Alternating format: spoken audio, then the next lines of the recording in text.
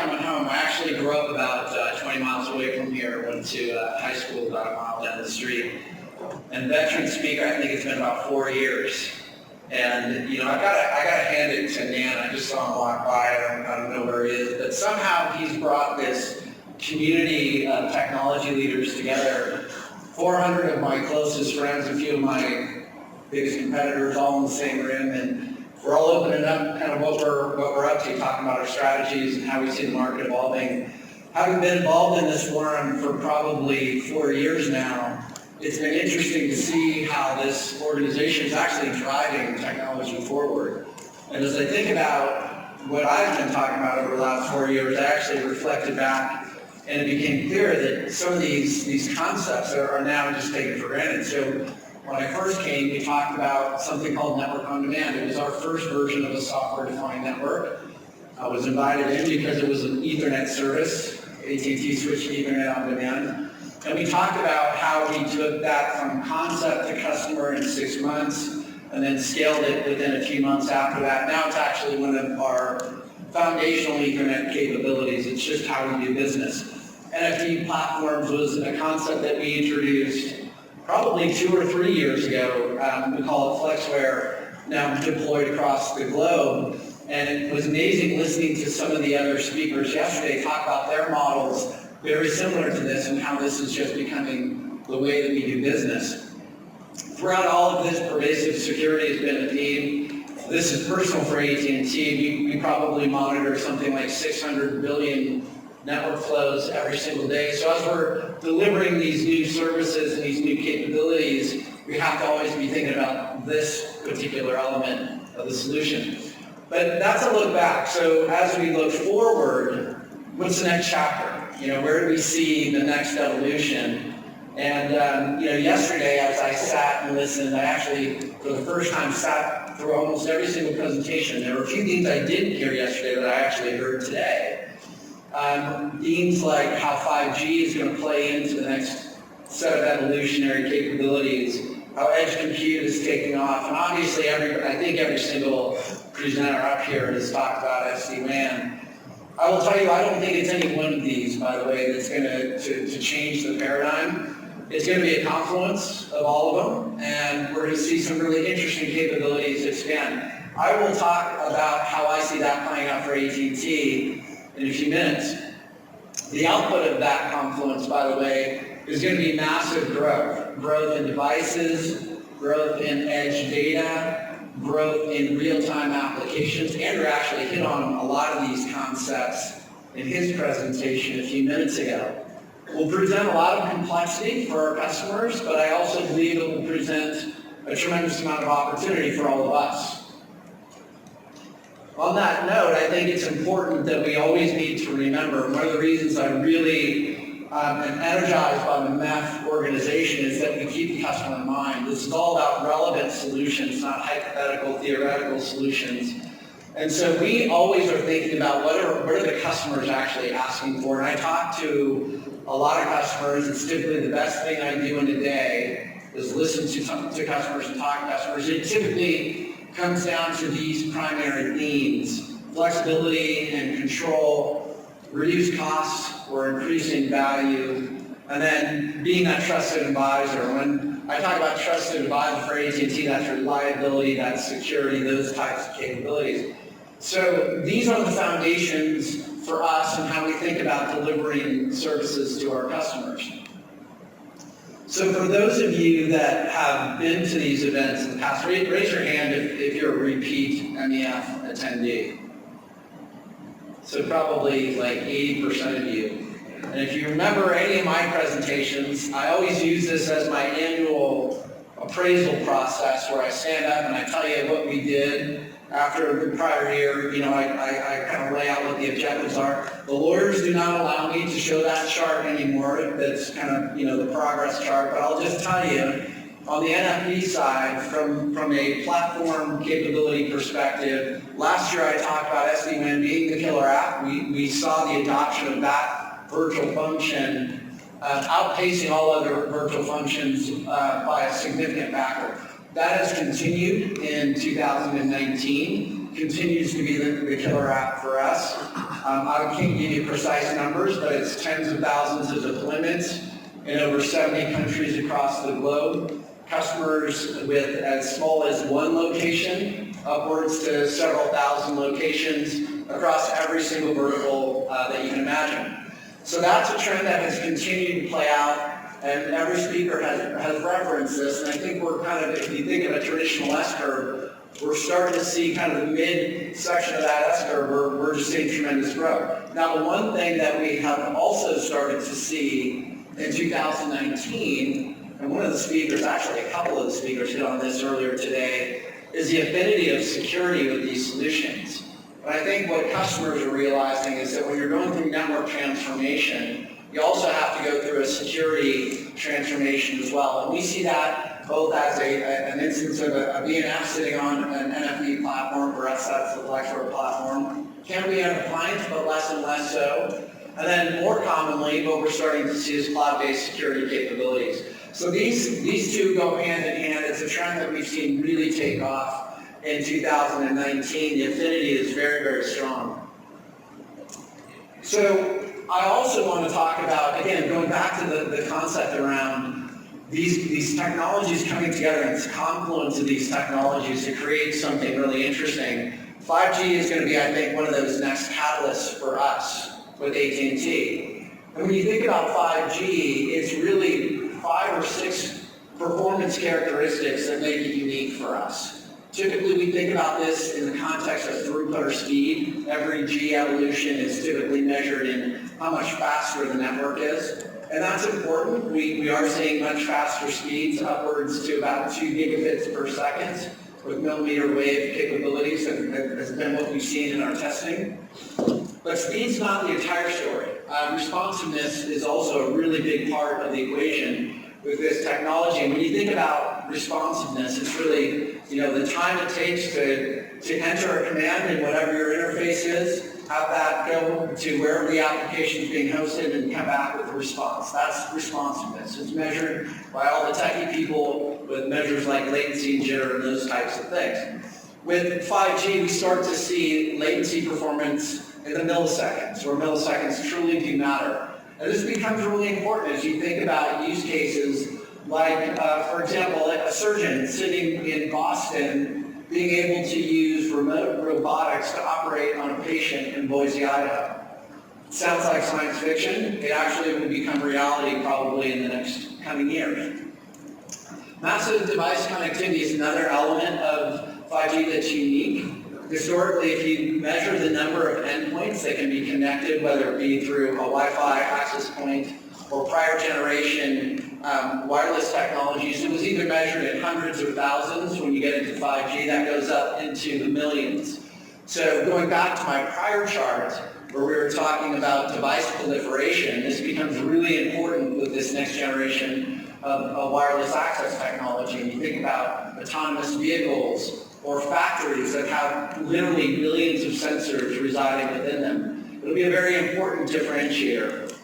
Reliability and consistency of the experience is important. And then last but not least, 5G is the first true software-defined G for us. So being able to gain insights and peel off traffic and treat traffic uniquely is one of the unique differentiators.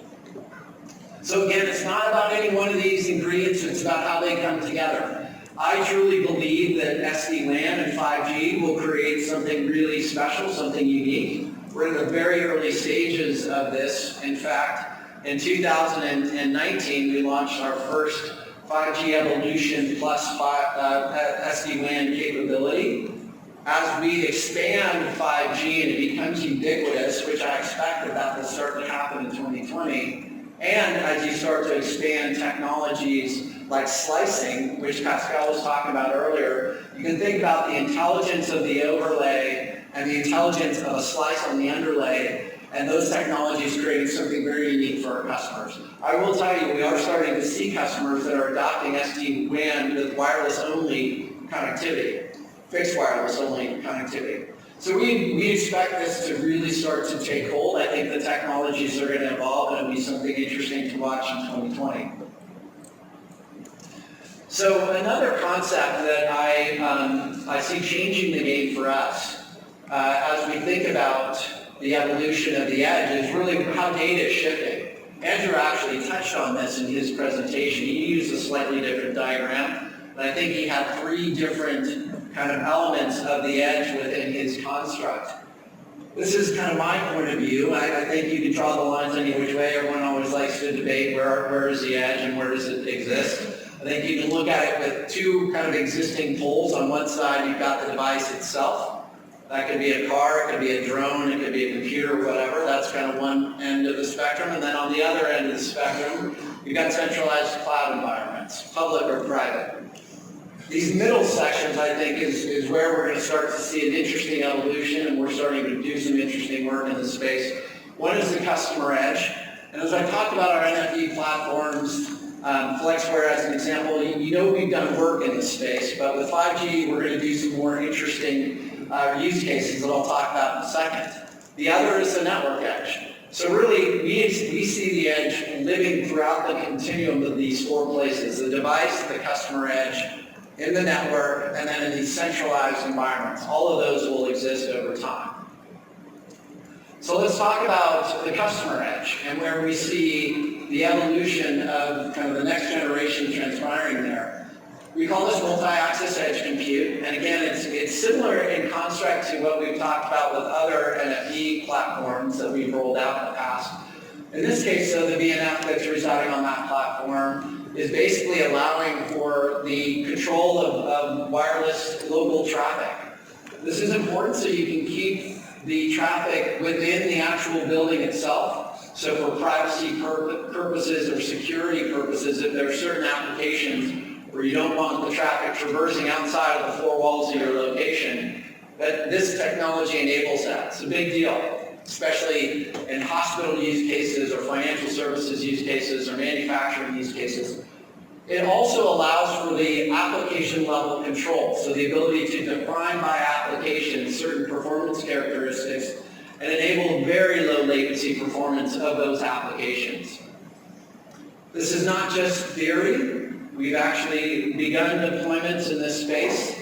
This is an example of one that we've been public about. It's the first 5G connected hospital. It's Rush University Medical System. So we're actually in the deployment phase of this right now. And in this case, it's really interesting. You start to think about these use cases and how they come to life. And you can see how they really change the game. So in one case, you can use this to do real-time imaging of diagnostics anywhere within the hospital location. So being able to move the files around the location very, very quickly is one use case. Another is using AR or facial recognition technology to do pain monitoring for patients so that you can notify doctors if an adjustment needs to be made with the medication. Third use case in this example is using AR or VR with the doctors so that they can actually practice a procedure before they actually conduct the procedure. So you can see this one foundational capability. You can have multiple use cases. In this case, it's a hospital situation. You have manufacturing examples as well that use some of the same technologies, but in slightly different ways. So that's one example of the customer edge and the next generation of applications that we see transforming that part of the network. Now if I take one more step towards the network edge, this is slightly different. We now start to think outside of the 4 walls of a location. And in this case, we are harnessing our dense geographic footprint. So Andrew talked about visiting a central office. We have a similar type of situation where we've got central offices, hundreds if not thousands of them, all over the country. And we're putting compute infrastructures deep into those central office locations and connecting them directly with our 5G access technologies, eventually also wireline technologies. And what this does is enables low latency performance similar to the use case that I shared earlier, but now outside of the 4 walls of that location. So think about in a broader metro area. So you're taking the same value, but extending it across a very large swath of geography. Another real example, just to bring this to life, this is one example that we've been public about. It was in partnership with an Israeli drone monitoring company called Goodell. In this case, we use 5G sensors to do drone traffic monitoring, and then we were able to triangulate to the actual operator of the drone so that law enforcement could take the appropriate action. Seems fairly niche-y. I know that when I first kind of uncovered this opportunity, I was wondering, how broadly applicable is this? Until I started talking to law enforcement agencies and airport authorities. It's actually a very interesting capability. I expect that probably in the next 2 to 3 years it'll be fairly common. But network edge compute is what enables this. It's what brings it to life.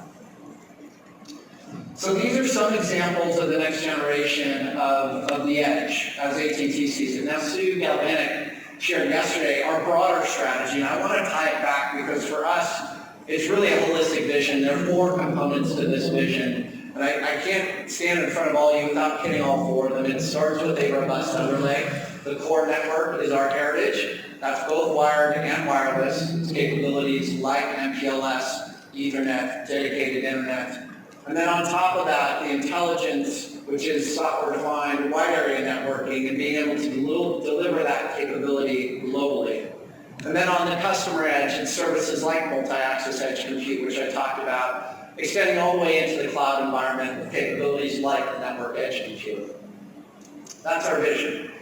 So every year I come and I speak to this group, and I always close with a challenge, and I talk about where I think we need to go as an industry, because this is one of the groups that I see pushing the industry forward. As I look back at my discussions that I've done over the last 3 or 4 years, here are some themes that I've talked about. One was moving from physical to virtual. Another was SDN Federation of Networks, and it was so amazing to watch. Last night there were teams that were recognized for actually bringing this to life. Last year I talked about the need for really open infrastructures, open UCPE standards, open operating systems, open AI. AT&T has really harnessed the open source community. In fact, last week we, through the Linux Foundation, released our disaggregated network operating system based on our BIOTA technology so that the industry can take that and use it. We use it today at the base of our cell site locations as we're building out 5G. We believe by extending into the open source community, we can bring down the overall cost of the solutions for the industry and accelerate innovation. So those were the themes last year. This year, as I sat back and thought about what are the problems we really need to attack, it was great to hear all of the presentations because I think we're on to some common themes here. And it's really around how do we drive standardization around the SD-WAN area of solutions. We are growing so quickly in this space that we have to find ways to drive down the overall cost. And I don't know of another organization that is doing more work than the MEF in this space. So this is an area that I think we will make progress in the next year to 2 years, and then we'll be off to attack the next challenge. I'm up on time. I want to thank you all. Nan, thank you for the invite. It's always a pleasure, and have a great rest of your conference.